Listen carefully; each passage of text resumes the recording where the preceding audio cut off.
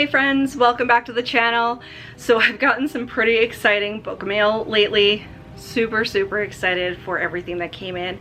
And I did get one package that I was so surprised about. So first, if you watched I think my most recent book haul, you'll know that I got 2 copies of Monster Blood 4, which is the most rare Goosebumps book that you can get. It's the very last in the original series, and they're getting scarce. So I managed to pick up 2 copies for super cheap. I got 1 copy that had the trading cards that were intact on the inside, which I kept for my own collection. And then I mentioned in the video that I was gonna do save the other one for a trade. So I did have a friend of mine reach out, and she said, you know, she really liked to have a copy of Monster Blood 4, and she had a copy of this book, Trapped, which is out of the Fear Street series. It's one that I don't have in my collection, and she was originally going to send me an extra copy that she had that wasn't in such great condition. So I was so blown away when she said that she was going to give me a copy out of her own personal collection, and she just kept the other one for herself because she knows how much I love my books to be in pristine condition. And this is just, it looks so good. So I'm just going to take it out of its wrapper here quickly. So just look at this. It's perfect. Absolutely perfect. So no creases, nothing. It looks so good. So I didn't have this one obviously in my Fear Street collection, and of course it has the different font that they went to later on in the series. So super happy to have this one. So it says on the back here, there's an old story about the tunnels under Shadyside High. Some kids used to party down there back in the 60s until something horrible happened, something that left a bunch of people dead. It's just a story, right? There's nothing to be afraid of. Besides, exploring the tunnels is a lot more fun than being stuck in Saturday detention. And it's not as if anything could go wrong down there. But something is. Something dark and evil and no longer human. Too bad there's no turning back. And no one is around to hear your screams. So this was published December of 1997. So this one is really later on in the series. So I am so excited to have this one as part of the collection. And if you're another book collector and you're up for doing a trade and you see something that I have duplicates of, please reach out. I'm always up for trading and getting stuff that I need for my own collection. And then last week I had our very own Regina from Regina's Haunted Library reached out to me on Instagram, and she said that she found a couple of the Buffy comics for super cheap at her local used bookstore, and she thought of me. She asked if I would like them to be sent up, and of course I said yes. I'm always looking for stuff for my Buffy collection, and I actually don't have any of the comics.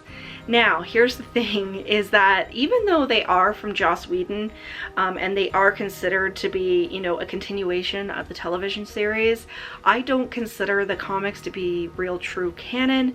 I haven't read any of the story because I want to keep the story of Buffy as it ended off in season 7 really pristine to myself. Some people say that the stories in the comics are horrible. But having said that, number one, maybe I will read them someday. But the artwork in these things are fantastic. So I just got this package in the mail today, and when Regina said she found a couple, I thought she meant like 2 or 3. She sent up a whole stack, like a whole stinking stack of Buffy comics, and these are in pristine condition. They're all in collector's cellophane, and the artwork on these is just fantastic. So I wanted to share this with you guys. So first of all, thank you, Regina, so much for sending those up. I'm so appreciative because my Buffy collection means so much to me. But like, just look at this. Just look at that artwork. Like, look. Gorgeous. Absolutely gorgeous. So this one, that one doesn't have a name on it. So these are the season 8 comics, supposed to be the continuations of the show, and this one I think is my favorite cover out of all of them. Just beautiful. Gorgeous. Sorry, just trying not to get the glare on there for you guys. So some of these, I think I might even, I'm not sure, like either get a big frame where I can put a couple of them in a frame, or frame them and actually put them up on the wall, because the artwork in these is just absolutely astounding. So this one is called The Chain. And then this one is actually not in a holder, in the cellophane holder. So this one is called Anywhere But Here. And we have Buffy and Willow on the front. And then next we have A Beautiful Sunset. So like I said, just the artwork is absolutely gorgeous. So excited to have these for the collection. And this one says, Time of Your Life Part 1.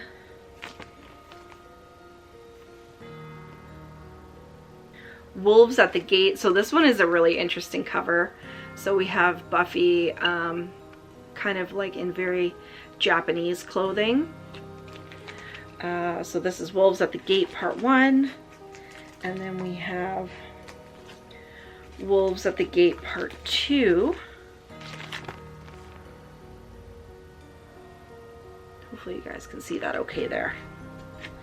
And then we have Wolves at the Gate Part 3. So this one looks like, you can see it there, it looks like there's a giant that's stepping on everyone. And then we have, oh, this one is Wolves at the Gate Part, yeah, this one's Wolves at the Gate Part 3, and this one's Wolves at the Gate Part 4.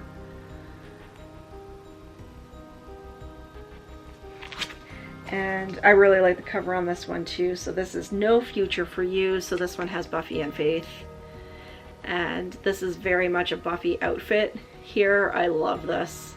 That looks so, so good. Fantastic.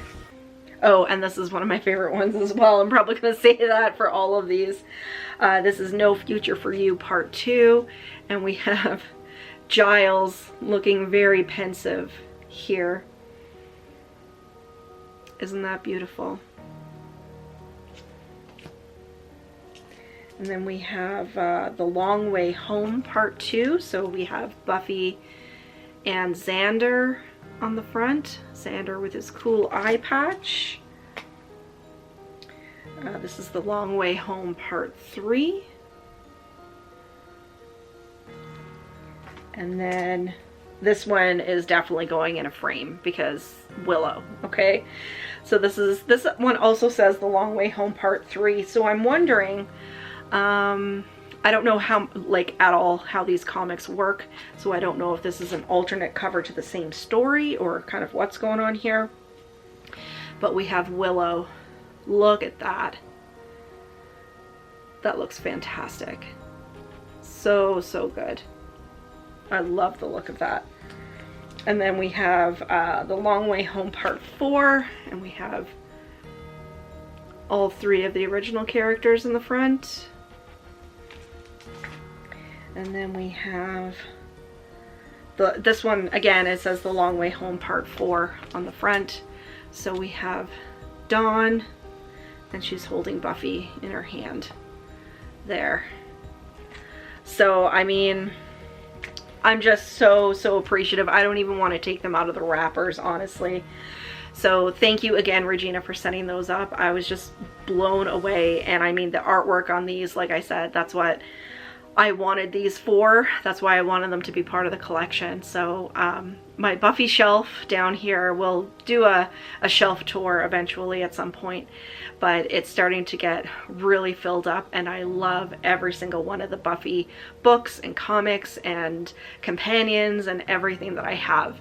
So I was super, super excited to share that with you guys. So we have a rare Fear Street that I haven't seen actually out on any of my hunting, and a whole stinking stack of Buffy comics, and so appreciative to both of the ladies who agreed to send those to me. Thank you again. I hope you're both watching this. I'm so, so appreciative. So I hope you guys enjoyed the video. If you did, make sure to give me a thumbs up. Leave me a question or a comment down below because you know I love chatting with you guys. But until next time, stay spooky, everybody. Bye.